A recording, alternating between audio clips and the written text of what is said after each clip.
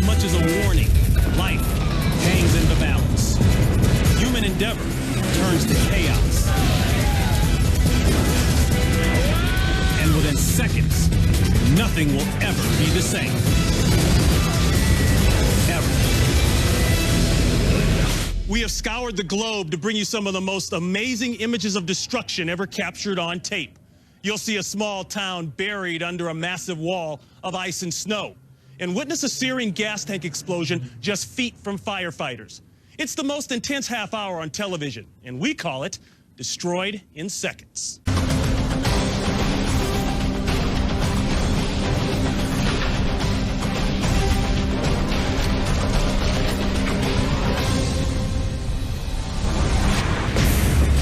Take 400 gallons of gasoline, heat it to 4,000 degrees, and you've got a recipe for disaster.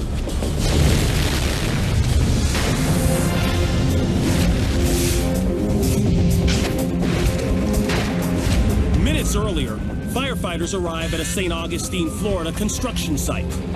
They're called when a piece of construction equipment called a jet dryer catches on fire.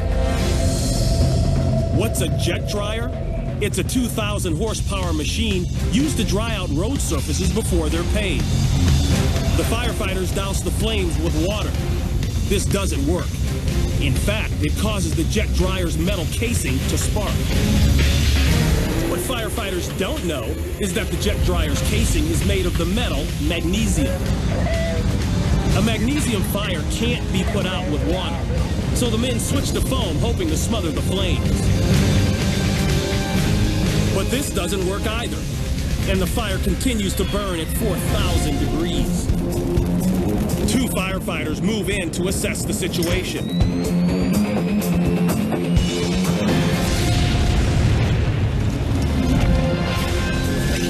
The dryer's fuel tank ruptures, sending a fireball directly at the two firefighters. Flames shoot 40 feet into the air. The heat is felt 100 yards away.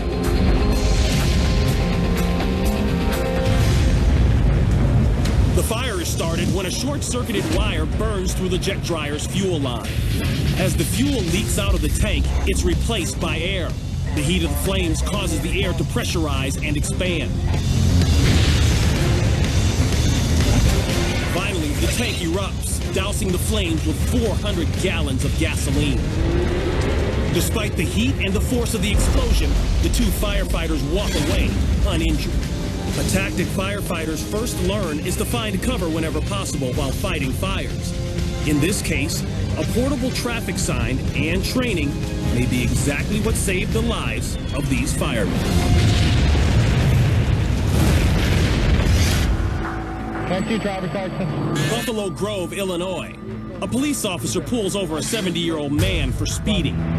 You were doing 23 miles over the speed limit. No. You have a conviction on your record. No. I don't agree with that. I don't care if you agree with that. You can go to court. The driver denies he was speeding. No. We're going to The officer issues a ticket and cautions the driver. Conversation's over. Okay. Have a better day. Be careful pulling out. Okay? The officer then gets back inside his patrol car. The driver waits for a car to pass and is about to pull out.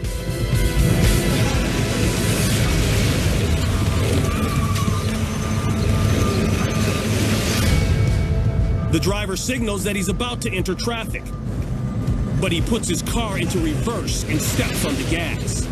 The 3,200-pound sedan ends up on the patrol car's hood, smashing the windshield. Turn your car off! Turn the car off! Neither the driver nor the officer are injured. The driver claims he shifted into reverse by mistake. Police did not file additional charges over the accident. Willowbank Raceway, Australia. It's a competition to determine the fastest drag racer in the country. These top-fuel dragsters can hit speeds nearing 300 miles per hour. Two drivers are about to go head-to-head in the final qualifying session.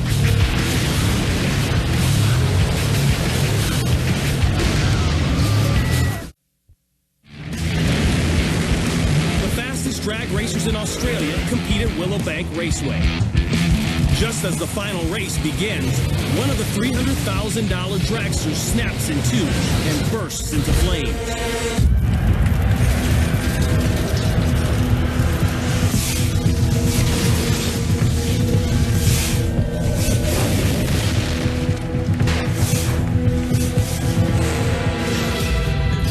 LaMattina is still inside the burning roll cage as it slams into the wall, then cartwheels more than a quarter mile down the track.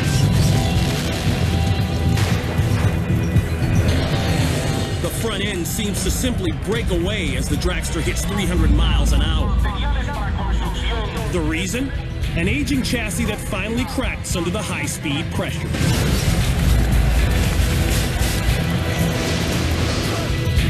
It's hard to imagine, but Phil sustained no injuries from this spectacular crash. I remember seeing the dash in the sky, and then I think I remember laying over. Lucky for Phil, his roll cage was built to withstand crashes just like this. And after walking away without a scratch, he got himself a new car and went back to racing. For years, Northern Ireland's Harland and Wolff Company was one of the biggest shipbuilders in the world. In 1912, it was the birthplace of the infamous Titanic.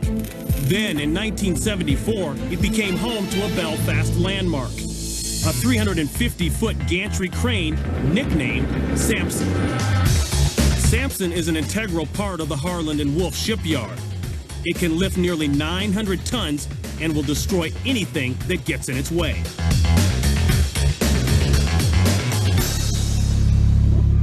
On this day, a 100-foot crane finds itself in Samson's path. In spite of the screams from workers across the yard, it's too late.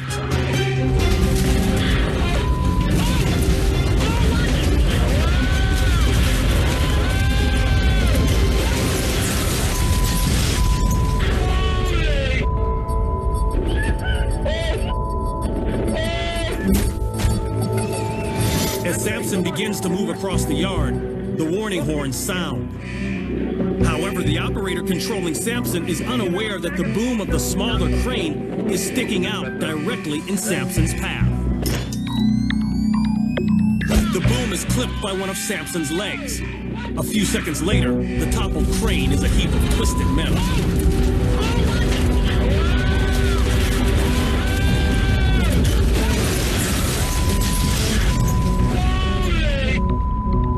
Thankfully, there was no operator inside the smaller crane.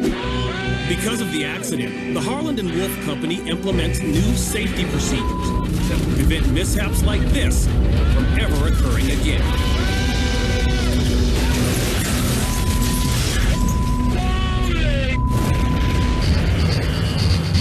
It's rush hour inside of a traffic tunnel 186 miles outside of Seoul, South Korea. Two transport trucks come to a complete stop in the right lane. The vehicle in front is having mechanical problems. The drivers and passengers get out to assess the situation. Moments later, smoke billows from the back of the truck. Motorists continue past, completely unaware that the smoldering truck is loaded with South Korean Army surface-to-air missiles. One man grabs a roadside fire extinguisher. It's no match for the rapidly spreading flames. When it's clear the blaze is out of control, the men immediately back the second truck away from the fire. Just minutes later,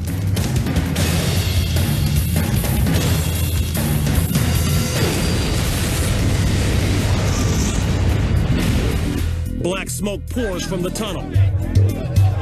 Motorists abandon their cars and stumble out, gasping for air.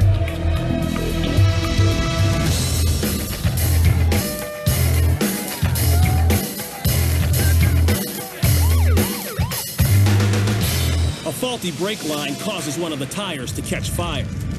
The fire spreads quickly, igniting the solid fuel inside the missiles. Luckily, the fuel is designed to only burn and not explode. The truck's gas tanks, however, are a different story. Parts of the missiles are sent hurtling through the tunnel and into the street.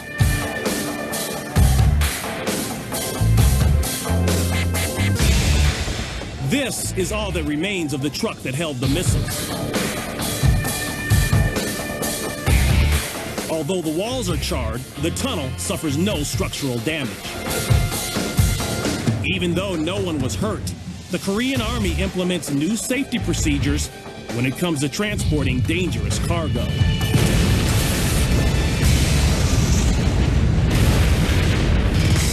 If you don't ride a Harley-Davidson Sportster class bike, then you can't compete in the Harley-Davidson Sportster Performance Series race in Hagerstown, Maryland. And they go handlebar to handlebar, wheel to wheel, engine to engine. I mean, you can almost tie them together. They're so close. Fighting for first place, pro racer Jake Johnson comes out of the turn in a high-speed wobble. Change your game now. Other racers manage to avoid him and his bike, Rider down on the speedway. but racer Brian Smith isn't so lucky. It came apart. Rider hit big.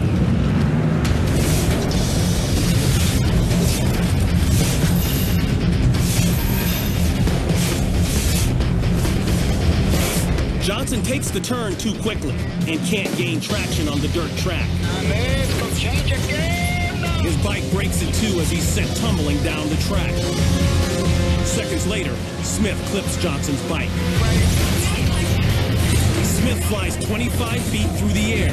His bike breaks apart. Rider hit big. Other bike on the speedway down on the track. Smith lies unconscious. Johnson crashes at around 70 miles per hour. Smith is traveling at approximately 60 miles per hour when he goes down. Amazingly, if Smith's bike hadn't broken up, another racer may have become the third casualty.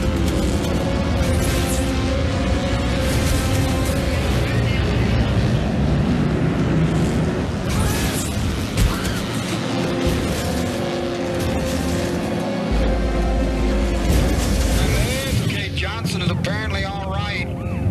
Jake Johnson is uninjured. He walks off the track under his own power. But Brian Smith breaks two bones in his left forearm and has to be taken to the hospital.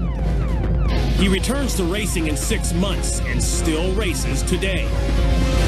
Both drivers are fortunate. Things could have been much worse. Rider down on the...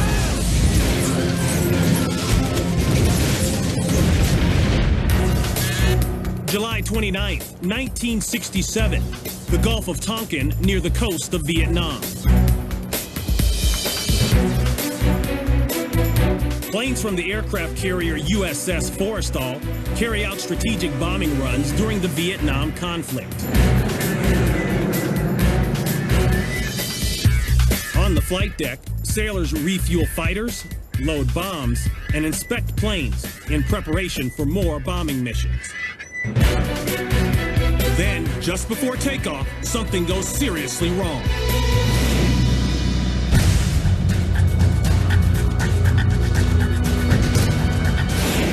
An Mk-32 Zuni rocket misfires and shoots across the flight deck.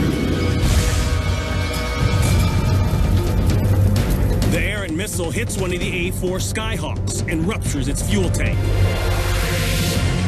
The unarmed rocket doesn't explode, but sparks from the impact ignite the jet fuel.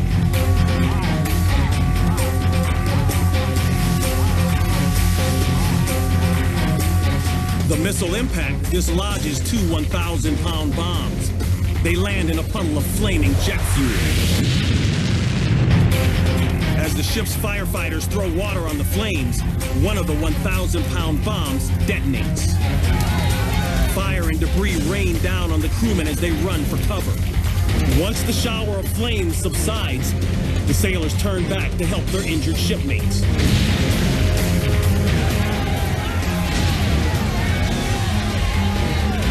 The danger continues as the heat from the fire causes more bombs to detonate.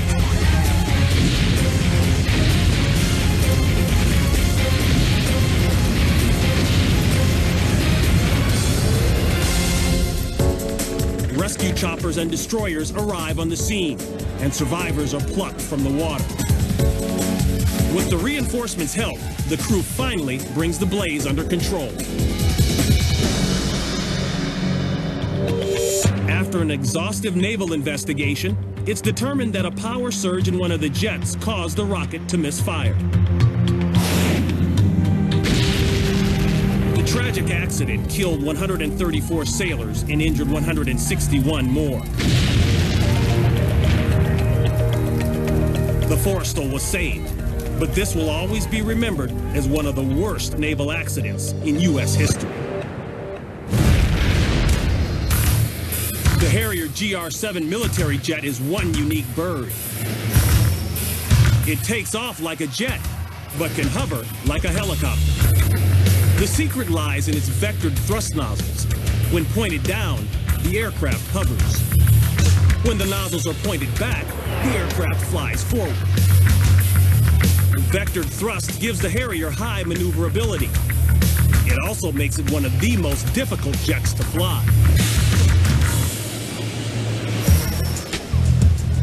The Lowestoft Seafront Air Festival, Suffolk, England.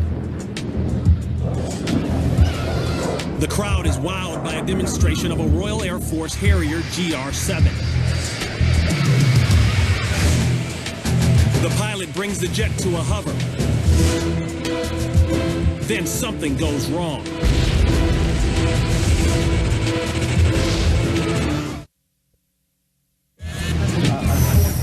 At an annual British Seafront Air Show, tens of thousands of spectators watch a demonstration of a Harrier jet. The Harrier experiences engine trouble and plummets more than 50 feet into the water. The pilot ejects seconds before the impact.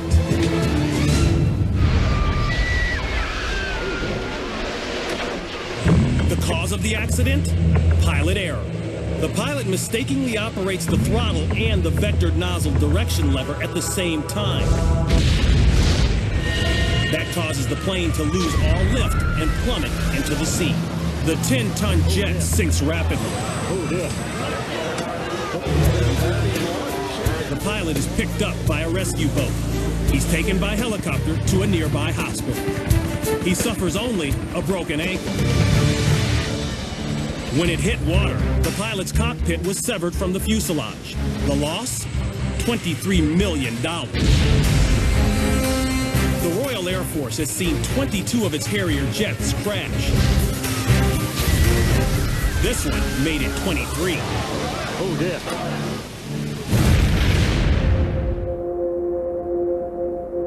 The village of Oda, Norway is one of the most picturesque places on Earth. But it's also one of the most active regions in the world for avalanches.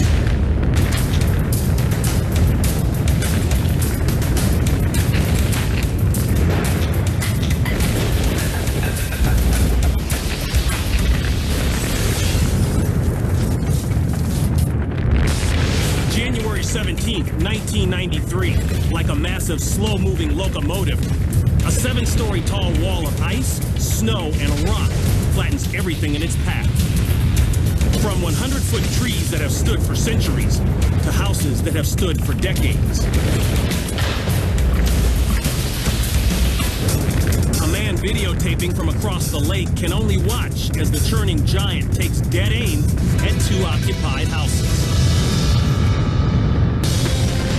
The first home topples like a dollhouse. The 3 people inside are caught completely by surprise. The second house is also occupied. Miraculously, the house remains stable as the avalanche splits and moves around it.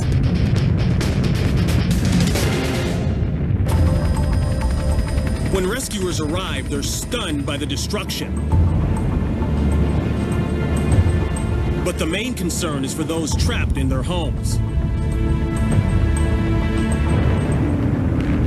Of the 3 people inside the first home hit, 2 survive when they escape into the basement, but a 3rd is killed.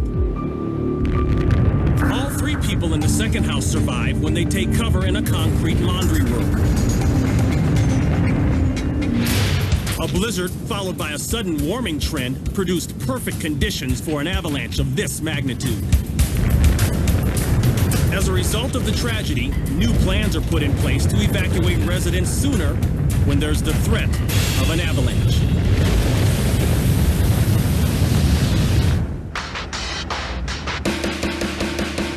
Bars have just closed in St. Petersburg, Florida.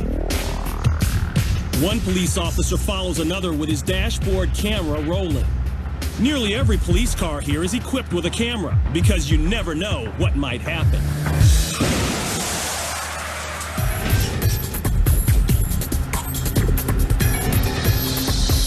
The officer has the green light as he approaches the intersection. When a Mercedes on a side street runs the red, there's no time to react.